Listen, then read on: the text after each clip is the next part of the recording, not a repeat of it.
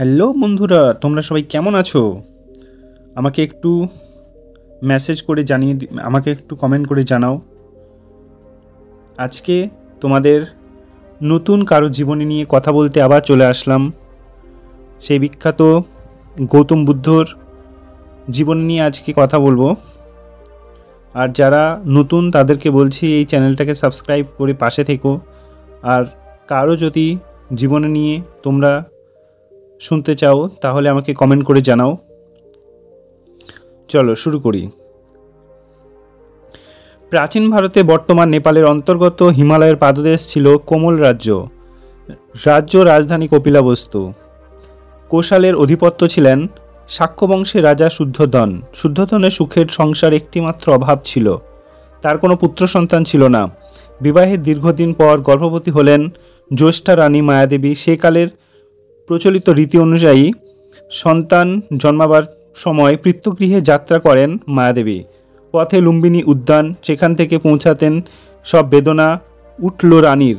যাত্রা স্থগিত রেখে বাগানের আশ্রয় নিলেন সকালে।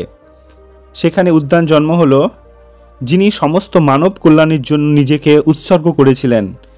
তিনি রাজ্যের পুত্র হয়েও কোনো রাজপ্রাসাদে জন্মগ্রহণ করেন না। মুক্ত প্রকৃতির মধ্যে নীল আকাশের নিচে আবির্ভূত হন। পুত্র জন্মাবার কয়েকদিন পরে মারা গেলেন মায়াদেবী।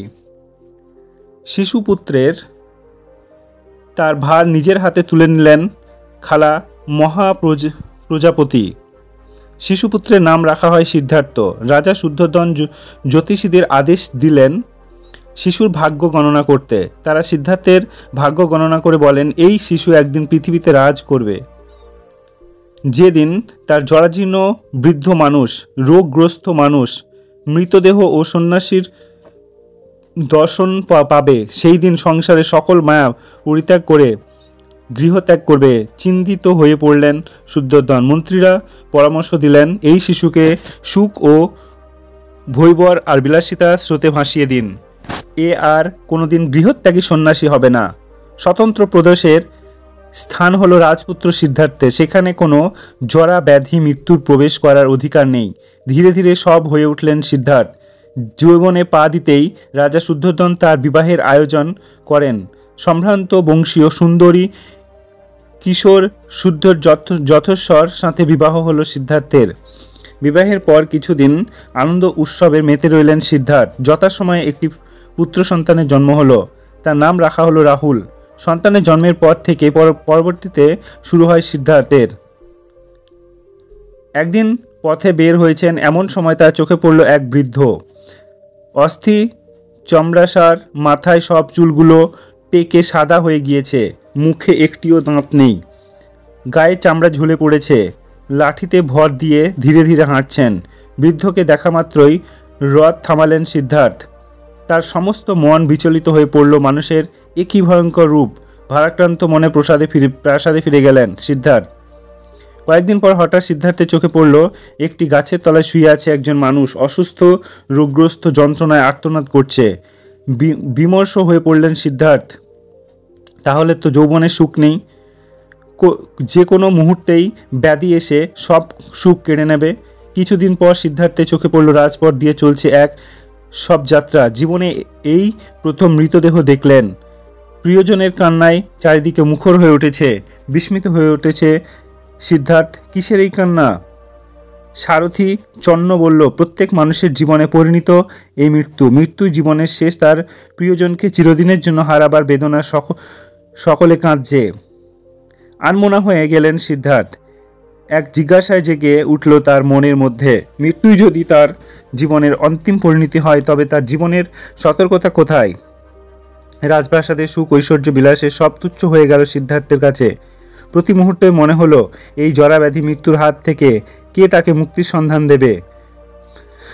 সিদ্ধার্থ তাকে জিজ্ঞাসা করলেন, কেন আপনি এই সন্ন্যাস ধর্ম গ্রহণ করেছেন? সিদ্ধার্থ সন্ন্যাসী বললেন, আমি জেনেছি সংসারে সব কিছুই অনিত্য। জরাব্যাধি, মৃত্যু যে কোনো মুহূর্তে জীবনকে ধ্বংস করে দিতে পারে। তাই আমি যা কিছু অবিনশ্বর, চিরন্তন, তাই সন্ধানে বার হয়েছি। আমার কাছে সুখ, দুঃখ, জীবন, মৃত্যু সব এক হয়ে গিয়েছে। সিদ্ধার্থ সকলের কাছ থেকে নিজেকে দূরে সরিয়ে দিলেন। দিবারাত্রি চিন্তার মধ্যে হারিয়ে গেলেন। সকালে অগোচরে গভীর রাতে নিজেকে কক্ষ ত্যাগ করে বেরিয়ে পড়লেন সিদ্ধার্থ। পিছনে পড়ে রইল স্ত্রী যশোধা, পুত্র রাহুল, পিতা শুদ্ধোধন, মায়া প্রজাপতি। অস্ত্রশালায় ঘুমিয়েছিল সারথী চন্ন। তাকে ডেকে তুললেন সিদ্ধার্থকে রথে নিয়ে চলল চন্ন। নগরের সীমান্ত পার হয়ে, জনপদ গ্রাম পার হয়ে রাজ্যের সীমানায় এসে দাঁড়ালেন। এবার সারথী চন্নকে বিদায় দিতে হবে। নিজের সমস্ত অলংকার রাজবেশ খুলে উপহার দিলেন চন্নকে। তারপর বললেন, তুমি পিতাকে বলো, আমি যদি কোনোদিন জরা ব্যাধি মৃত্যুকে জয় করতে পারি তবেই আবার তার কাছে ফিরে আসব। আমি মানুষকে এই যন্ত্রণা থেকে মুক্তি করে আলোর পথ দেখাতে চাই। চলতে চলতে অবশেষে সিদ্ধার্থ সেই পৌঁছালেন রাজগৃহ। তখন রাজগৃহ ছিল, কোথাও কোনো জনমানব নেই, চারিদিকে নির্জন, শুধু পাখির কুজন আর বয়ে চলা বাতাসের শব্দ। ভালো লেগে গেল সিদ্ধার্থের। তিনি স্থির করলেন এখানে বিশ্রাম গ্রহণ করবেন। ঘুরতে ঘুরতে চোখে পড়ল পাহাড়ের একটি ছোট্ট গুহায় ধ্যানমগ্ন হয়ে আছেন সব সাধুরা।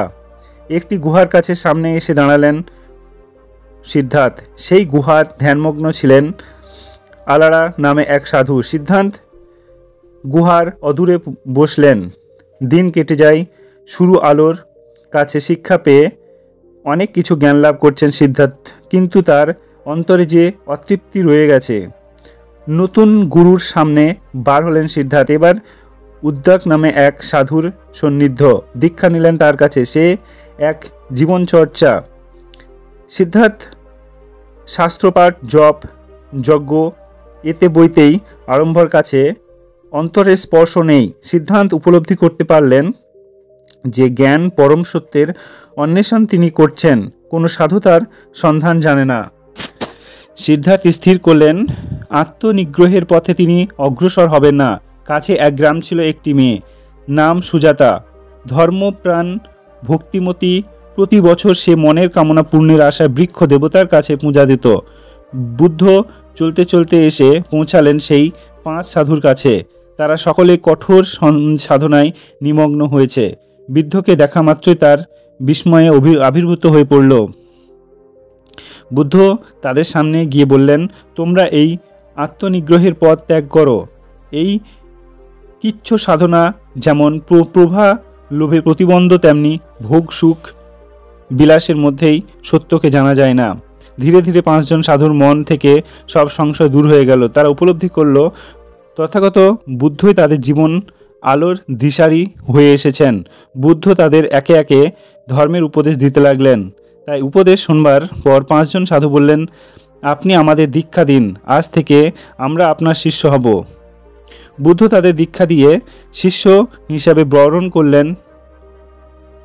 প্রাচীন ভারতের বৈদিক ধর্মের মূর্তি পূজা না থাকলে তিনি যজ্ঞ আচরণ আনুষ্ঠানিক বাড়াবাড়ি।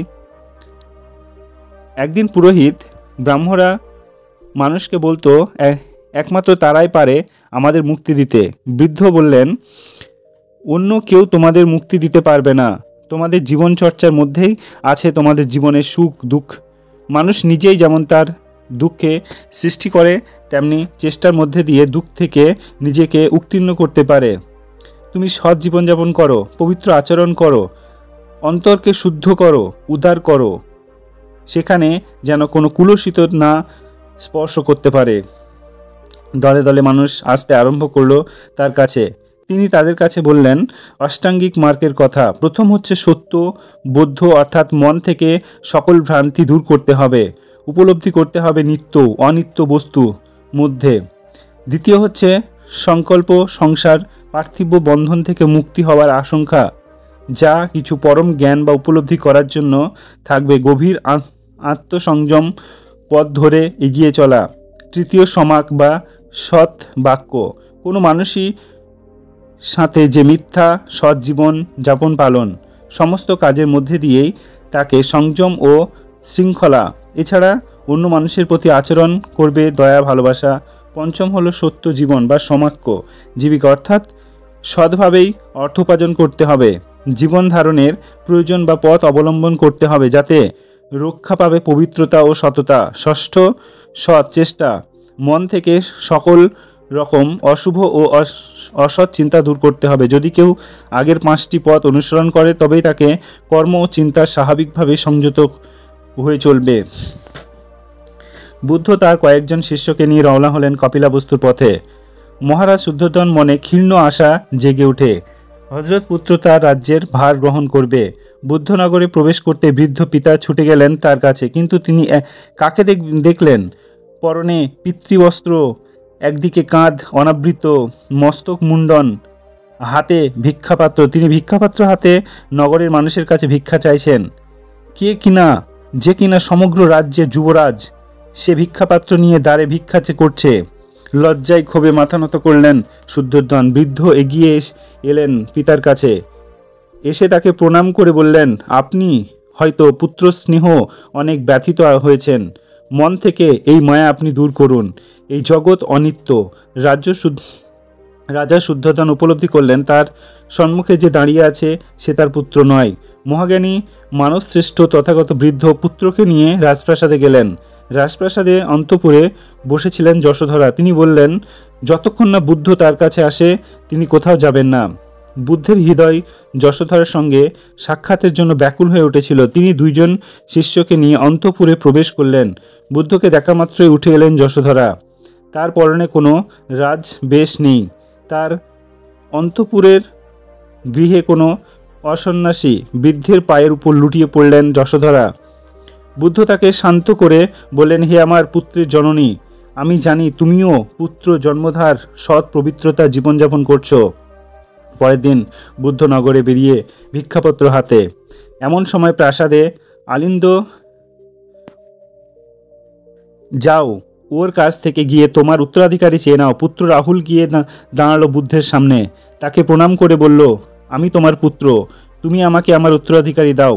এবার এলেন তার ভাই আনন্দ প্রজাপতি পুত্র। তিনি বুদ্ধের শিষ্যত্ব গ্রহণ করেন। সকলেই নিয়ে বুদ্ধ কাপিলাবস্তু ত্যাগ করে এলেন শ্রাবন্তী নগরে। এখানে তার থাকবার জন্য অনাথ পিস্তক নামে এক ধনী বর্ণিত একদিন কপিলাবস্তু থেকে মহাজাগতিক দূত এই বৃদ্ধর কাছে সংসার জীবন ত্যাগ করে সন্ন্যাস গ্রহণ করে সঙ্গে আশ্রয় নিতে চান। তার সঙ্গে যশোধরা আর অনেক সন্ন্যাস গ্রহণ করতে চান, কিন্তু বৃদ্ধ নারীর সন্ন্যাস গ্রহণকে মেনে নিতে পারলেন না। তিনি পিতা মহাজাগতিক অনুরোধ করতে ফিরিয়ে দিলেন। আনন্দ ছিলেন বুদ্ধের মধ্যে শিষ্য। আনন্দের অনুরোধ বুদ্ধ বললেন, বেশ, তাহলে তাদের সঙ্গে প্রবেশ করো, অনুমতি দিলাম। তবে সংঘের নিয়ম ছাড়া 8টি নিয়মে তাদের মেনে চলতে হবে। মাতা মহাপ্রজাতি বুদ্ধের সমস্ত নিয়ম মেনে চলার অঙ্গীকার করলেন। বুদ্ধ অনুমতি দিলেন। নারীদের এবং সংঘ প্রবেশ করিয়ে বিষয়টিকে কোনোদিন অন্তর থেকে সমর্থন করতে পারেনি। বুদ্ধ আনন্দকে বললেন, যদি নারীরা সংঘে প্রবেশ না করত তবে বৌদ্ধ ধর্ম হাজার হাজার বছর ধরে ভারতকে বুকে বয়ে যেত, কিন্তু নারীরা প্রবেশ করার জন্য কিছুদিনের মধ্যেই আমার প্রত্যাবৃত্ত সব নিয়ম শৃঙ্খলা ভেঙে পড়বে। বুদ্ধের এই আশঙ্কা সত্য বলে পরবর্তীকালে প্রমাণিত হয়েছিল। জীবনের দিন যত শেষ হয়ে আসছিল ততই মাঝে মাঝে অসুস্থ হয়ে পড়তেন। বিশেষ বর্ষার প্রকোপে বেশি অসুস্থ হয়ে পড়েছিলেন তিনি। অন্তিম পূর্বে যুদ্ধ তার কয়েক শিষ্য নিয়ে তার হিরণ্যবতী নদীর কুশীনগরে ঘুরতে ঘুরতে দাঁড়ালেন এক শালবনের নিচে। আনন্দর কাছে গাছের নিচে বিছানা পেতে দিলেন। সামান্য কয়েকজন শিষ্য সেখানে দাঁড়ালেন। তারা সকলে উপলব্ধি করতে পারছিলেন ভগবান তথাকথিত এবার তাদের ত্যাগ করে যাবেন। এবার আনন্দকে কাছে ডাকলেন বৃদ্ধ। বললেন, আমি যখন থাকবো না আমার উপদেশ মতো চলবে, আমার উপদেশ তোমার পথ নির্দেশ করবে। বুদ্ধদেব তার কোনো উপদেশ উপলব্ধি করতে যাননি। তার মৃত্যুর পর বৌদ্ধ সাবের শ্রমরা মিলিতভাবে তার সমস্ত দেশের উপদেশে সংকলিত হন। এই সংকলিত উপদেশই ত্রিপিটক নামে পরিচিত। ত্রিপিটক বৌদ্ধদের প্রধান ধর্মগ্রন্থ। বুদ্ধ শেষবারের মতো শিষ্যকের কাছে ডেকে তাদের উপদেশ দিলেন, তারপর গভীর ধ্যানে মগ্ন হলেন। সে ধ্যান আর ভাঙল না। বৌদ্ধদের মতে বুদ্ধ দেহত্যাগ করেছিলেন 544 সালে, কিন্তু আধুনিককালে ঐতিহাসিকদের মত বুদ্ধ মহাপ্রণয় ঘটেছিল খ্রিস্টপূর্ব 86 থেকে 483 খ্রিস্টাব্দ পূর্ব। থ্যাংক ইউ আমাদের সাথে এতক্ষণ থাকার জন্য।